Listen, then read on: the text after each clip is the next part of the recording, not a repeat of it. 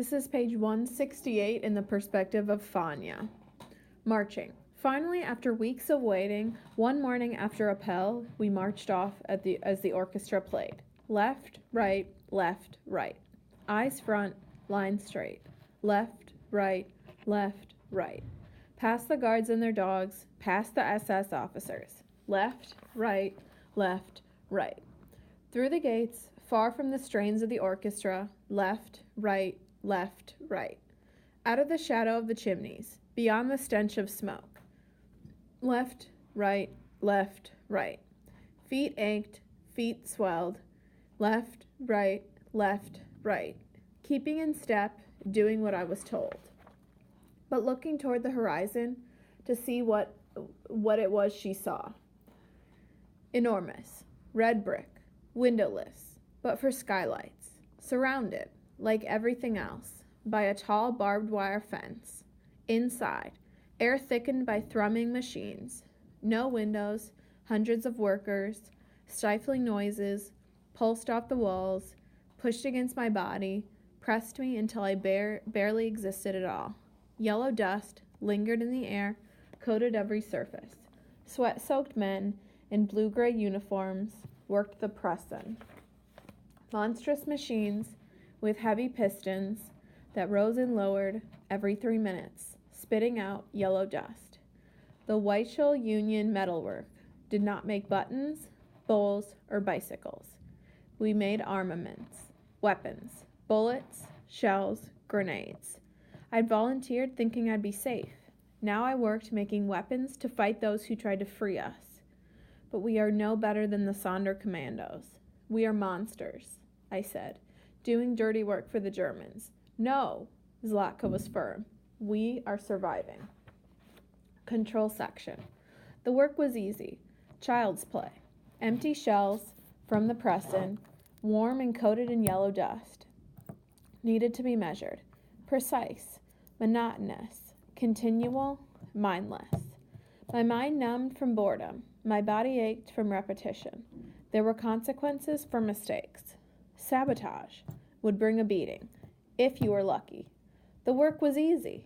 Child's play. Empty shells from the pressin, warm and coated in yellow dust, need to be measured, precise, monotonous, continual, mindless.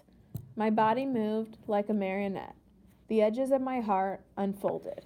There were consequences for thinking. Always watched. Glass walls separated departments. Conveyor belt, control section, gunpowder, machine shop, every department watched by SS guards, capos, meisters, overseers. The day scheduled.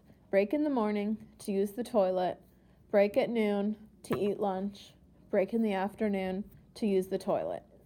The only place we were not watched was the lavatory, where women lingered to gossip, make exchanges, bread for cigarettes, gather information. Sometimes it was too crowded to use the toilet. I kept my head down, focused on my work.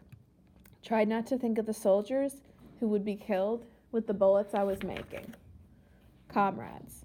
21 girls sat at one long table. 18 of us were Polish, 2 were French, 1 was German, all were Jews. The French girls.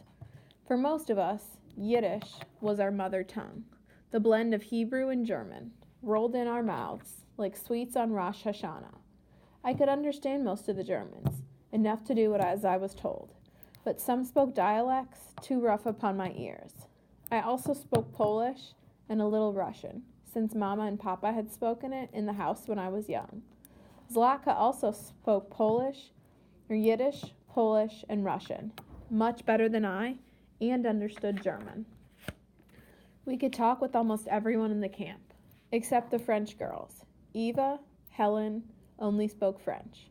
Still, a smile, a frown, tears, and laughter were understood in any language. Meister Eberhardt smiled. I sat at our table, precisely measuring. Shells, tossing away those who did not conform. Occasionally, when I was sure no one was looking, allowing one to slip by. The Meister walked by, stopped, watched. Foolishly, I looked up. He caught my eye, smiled. Even more foolishly, I returned his smile, a reflex from another world, where smiles were returned, not regretted or suspicious. The Meister then walked on. Why did he smile at me? I whispered. Maybe he admires your beautiful hair? Zlatka said. We all laughed, even the French girls. Maybe he was just being kind, Branya said, which made us all laugh louder. At night, after we marched back to camp, after we stood in Appel, after the orchestra stopped playing, after we chewed a hard ration of bread, after prayers floated toward the rafters, sleep came as hard, though not as permanent, as death. For in the morning, it all began again, doing as we were told.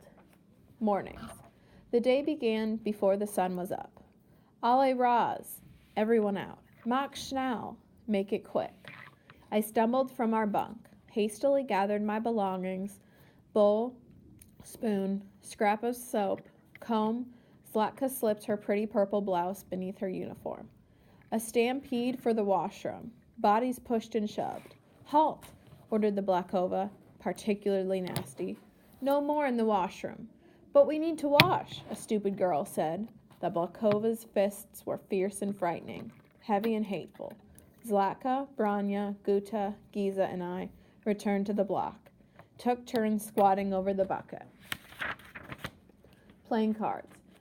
Giza organized a deck of cards from Canada, half a day's ration of bread, a small price to pay for evening entertainment.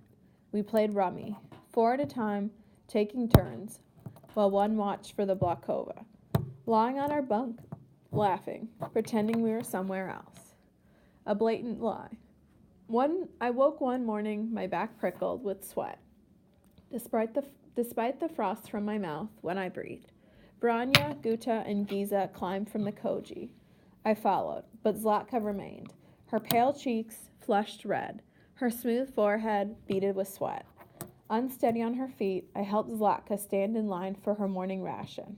I said, You'll feel better once you eat. She smiled and said, Yes, wouldn't we all? The Blakova stared hard at Zlatka. Is she sick? She asked. No, I said. Sickness would send Zlatka to block 25, like her sister Necha.